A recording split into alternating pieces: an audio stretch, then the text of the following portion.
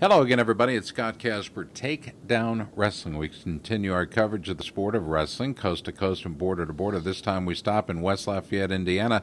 It was back in June 24th to be exact, when Tony Ersland, the new head coach of Purdue, announced the hiring of three-time All-American and 2009 Big Ten champ, Tyrell Todd. He's a great assistant coach. Obviously, Tony knows what it means to be a great assistant, having done so at Nebraska. He is an outstanding man, is Tyrell Todd. He joins us now. Tyrell, how are you, bud? Doing great, doing great. You can you describe for us how this whole thing came down? Because last we talked, you were at Arizona State. Zeke Jones comes in. What happens?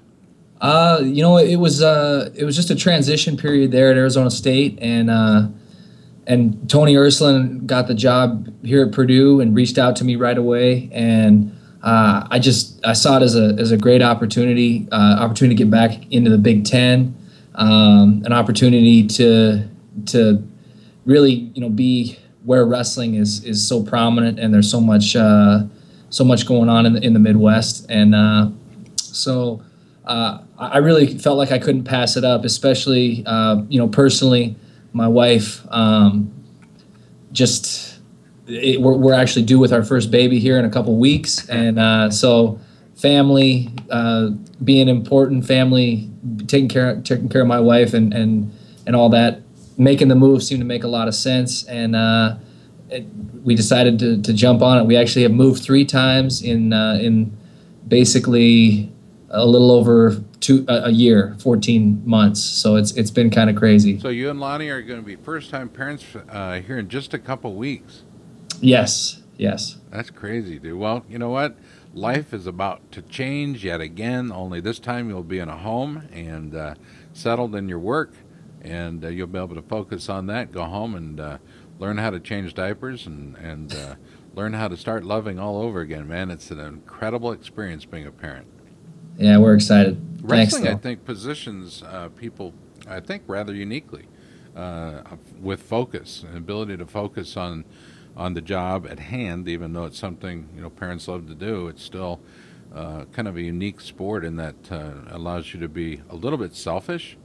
And being a parent, I think you need to be a lot selfish, especially for your kids, Mm-hmm. So it's going to be interesting to watch you become a parent for the first time. Let's talk a little bit about your background. It was before Arizona State. It was as a wrestler at Michigan, as a matter of fact, where in Ann Arbor, you've been training, but prior to that, you had a great career. Talk a little bit about your time at Michigan. I had a wonderful experience going back to Michigan to train. I left to go coach for 1 year with Mark Perry out at Cal Poly. And then when Mark transitioned to Illinois, I had the opportunity to come back to Michigan. For me, it felt like coming home to Michigan, spending so much time for college, spending 6 years at Michigan for college and finishing up my degree. And going back, I was training with Andrew Howe, Jake Herbert, and Mike Poeta. Wow. Jimmy Kennedy was in there. Josh Torella was training at the time, and then later Kellen Russell joined. So we just had a great group of guys. Had a good experience. Unfortunately, I kind of had some injuries, nagging stuff here and there, and wasn't able to really be training consistently enough to be making the gains that I needed to be. And so when job opened up at Arizona State, I chose to transition out of a full-time training environment into coaching at Arizona State and joining Sean Charles. And it was definitely a great experience. Loved being in Arizona, but then now with this opportunity back in the Midwest, we're coming back to the Midwest. And yeah, I'm just still struggling with the transition of athlete transitioning to coach. I would say that's never an easy thing to navigate. I actually was getting ready for the trials this last year, and my ACL tore, the same ACL that I had fixed in college. So having another knee surgery, and now I'm rehabbing that, has been a challenge, but at the end of the day, I love wrestling, love what I'm doing. And so, just getting this thing Let's, rehab back and then back to work. yeah, let's talk a bit about those injuries because, and I'll tell you, for you fans out there listening or watching, when at Michigan, you wrestled at 84 and 97 pounds. Correct. 84 and 97 pounds, those are the bruiser weights when things can get ugly and ugly quick. There's a whole lot of strength and a whole lot of angles of attack, and knees and hips and ankles can get tore pretty easily. While there, you posted an 82 and 24 record, taking 5th, 3rd, and 2nd at the always difficult Big Ten championships. Are about to get tougher with the addition of Maryland and Rutgers. You earned a spot on the podium in both your sophomore and junior campaigns, placing 5th and 3rd. Think back on those days. You don't have to close your eyes. Just think back and tell me, who do you remember wrestling the most? And of those 24 losses that weren't related to injury, who would you like to go at one more time? That's a great question. So I got to wrestle Jake Herbert. I would say normally it would have been Jake Herbert for sure, but I wrestled him in freestyle in 2007 and 2008, and I beat him both of those times. So that got a little bit back on old Jake. I would say I only wrestled Jake Varner once, and I beat him. That was my sophomore year, I think, out at National Duels. But I definitely would like to wrestle Brester again. My senior year, I had a torn ACL, and at end of the first round, he shot out of bounds, and I posted my arm and watched my elbow just jet in and hyperextended my elbow. So I was down an arm and a leg, and he ended up riding me the rest of the match to lose, and I was up at the time. But that's one I'd like to have back. I have a lot of respect for Craig, but I think I definitely would like to get on the mat with him again. And here's why I asked it, because if you look at that transition of those first 3 seasons at 84, when you picked up that record, earned that record of 82 and 24, you look at your transition your senior year and 97. Seems to me 97, and I'll never second guess any coach when it comes to putting an athlete where they feel they should be as far as body style, weight management, things like that. But boy, you looked a lot more comfortable at 97, and your results really proved it. You went 25 and 3 on the way to the Big Ten title that year, and a 4th place showing at the NCAA. So it seems to me that comfort and the obvious was the results. You were wrestling better at 97. Yeah, a lot of that, I think had to do with I didn't really have a choice to go back down. And originally, early on in the year, I thought of going back down to 84. But then when I tore my ACL at Vegas, I couldn't do the road work. I couldn't do the running needed to keep my weight down. So I just went up. And it ended up being, a good thing for me. But that year was a rough year. I mean, I said many times I wouldn't wish that on anyone. But wrestling with a torn ACL the whole year, I mean, I was on the Airdyne 4 days a week doing my workout. I could only get on the mat like once a week. Wow. And my knee would give out all the time. I had it taped and braced with a big rotation Donjoy brace. I mean, it was very painful. It was a rough year. And my biggest thing that year was getting off the mat, and I think I pinned almost everyone in the Big Ten. I went out there and I had some bad intentions. I was trying to pin people and get off the mat. Are those bad intentions, or are they true intentions? I think. Yeah, I like that. Yeah, I like the true intentions. Yeah. What's your true intention here? So to recap, 121 and 30 overall, 121 wins, by the way, ranks you 16th all-time at Michigan in 4 NCAA appearances. 16 and 7 was your mark there. That ranks 7th in the program's history. 3rd all-time with 13 and 4 career record at the Big Tens. So you left your mark at Michigan. And the Wolverines obviously very proud of you in your pursuit. Also an academic achiever.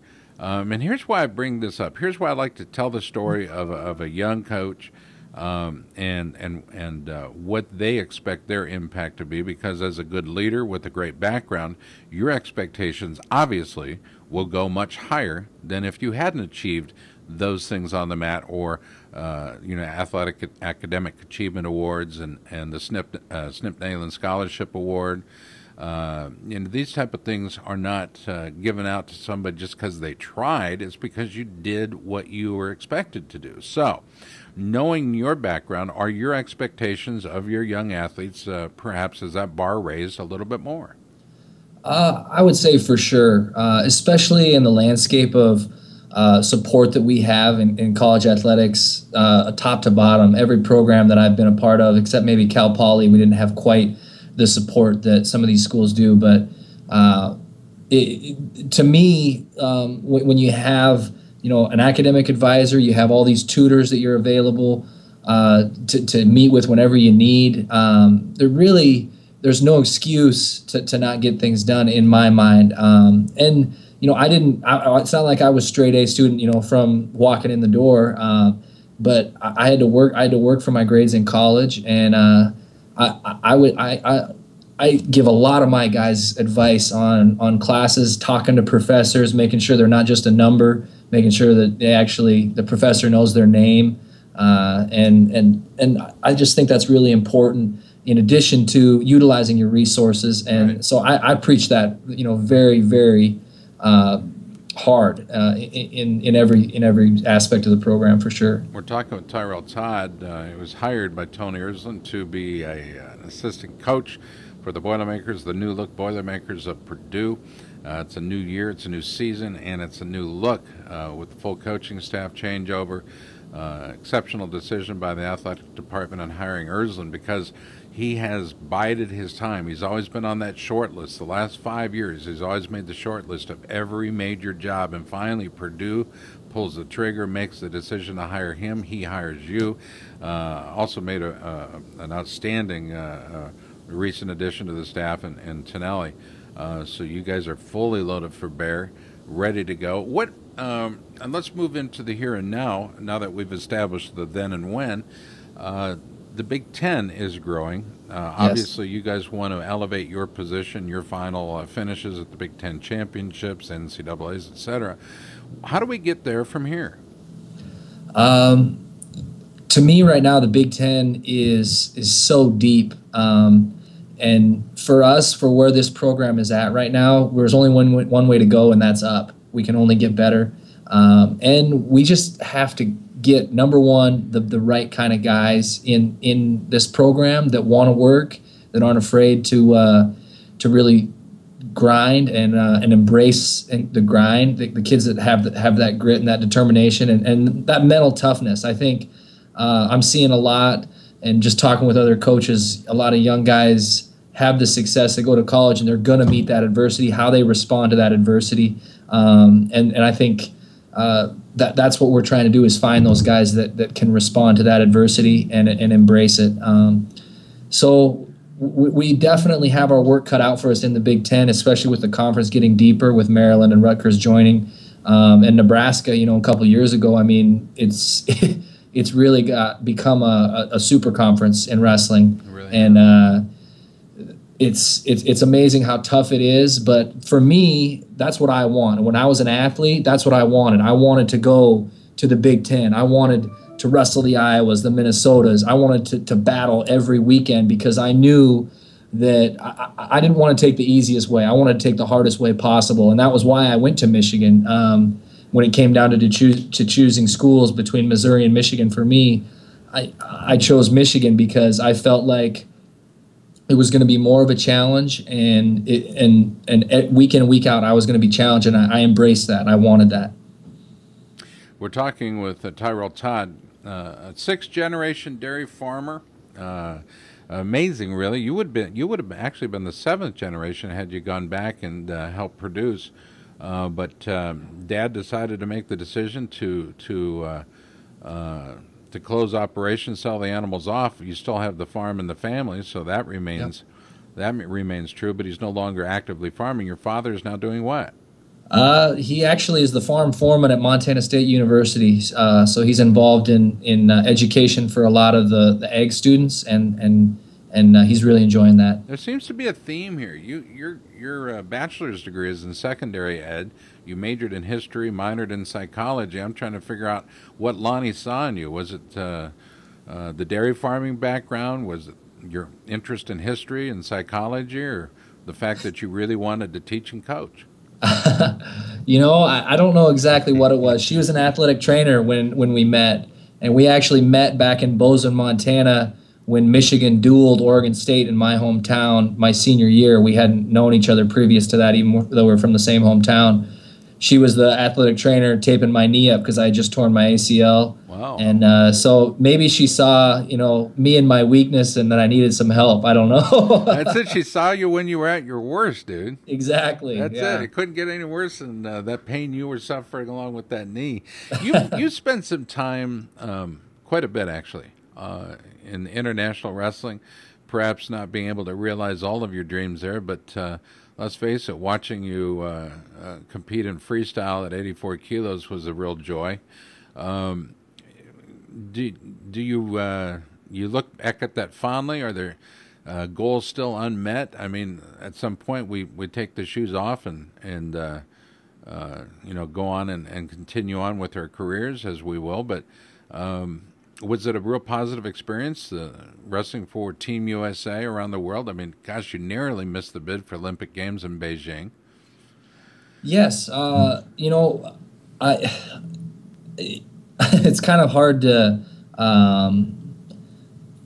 wrap my head around everything right now with it. I just coming back from another knee surgery. At the end of the day, I love wrestling. I love competing.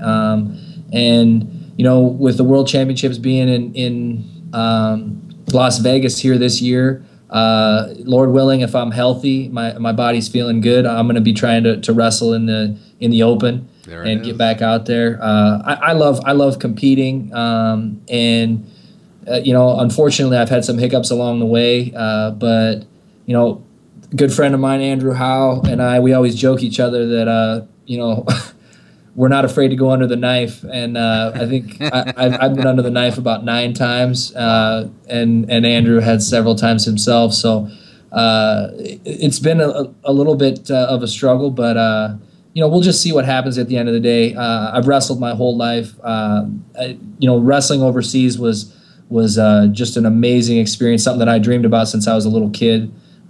So rewarding, learned so much, and so I'm hoping to continue that journey after 2016. I don't really think that's going to be something I want to do. I want to be able to play with my kids, and I want to be able to walk around and hike and hunt and fish and do all that stuff.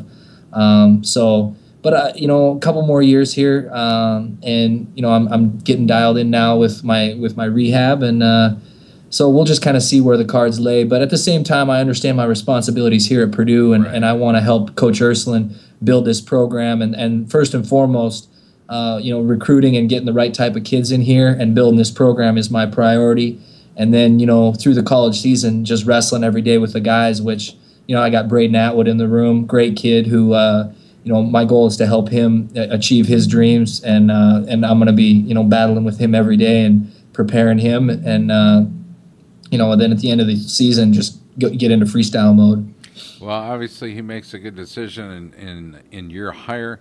The team appears to be complete in terms of coaches. Now your job, of course, in recruiting and determining what the needs of the team are and helping mold the new look Purdue Boilermakers is all important. That's the ultimate goal right now, and the immediate focus, aside from having a child in 2 weeks. Man, your plate seems pretty full right now. Congratulations, Tyrell, on the new job, of course. Coming back to the Big Tens, obviously, has got to be ultimately satisfying, but no question. Outstanding career so far. I can't wait to see what's next. I hope to see you in Las Vegas, and I hope you're healthy and ready to go and are able to tear it up to the best of your ability and represent as a coach and an athlete Purdue on the international scene yet one more time. I think that'd be very, very cool. Tyrell Todd has been our guest. Tyrell, thanks, Scott. I appreciate that. Is there anybody you want to thank? Yeah, absolutely. I definitely want to thank my high school coach, Tony Beardsley. Coach Beardsley drove me all over the country when I was in high school. He drove me to Chicago. He drove me to Vegas. Drove me to the Pac-10 championships back then. Now it's the Pac-12. To Oregon. I mean, really all over the country, giving me the opportunities to get exposed, to be able to be recruited at the level that I was. If I wouldn't have been able to travel in Montana, you just don't get the exposure. So a huge thank you to Tony Beardsley. And then just to my family for their constant support, to my brothers who are my one brother's in the Special Forces, serving his country, and he's an incredible man, inspiration to me. And then my other brother is in optometry school and very, very successful, expecting a baby of his own, and they're an inspiration to me. So very thankful for my family, and even my wife's family is amazing. So very blessed, and I appreciate the opportunity to thank them. So are the Boilermakers, dude. So are the Boilermakers. Blessed indeed. Tyrell Todd has been our guest, new assistant coach in West Lafayette for the Boilermakers Purdue. You can find them online at purduesports.com. It's time to get those season tickets. Lock them in. You want to be a part of the rebirth of Purdue under head coach Tony Ersland. Tyrell Todd, again, our guest, and what a coach. He is comes in with a great collegiate career record, high caliber national and international freestyle experience. Hopefully that continues. We're looking forward to seeing the results as always. Tyrell, thanks for the time today. We appreciate it. And special thanks to Amanda Dahl for always helping to open doors, making things possible for us. She's a tremendous SID. Thanks so much. Appreciate it, Scott. You bet, buddy. Thank you. I'm Scott Casper for Takedown. We appreciate you watching.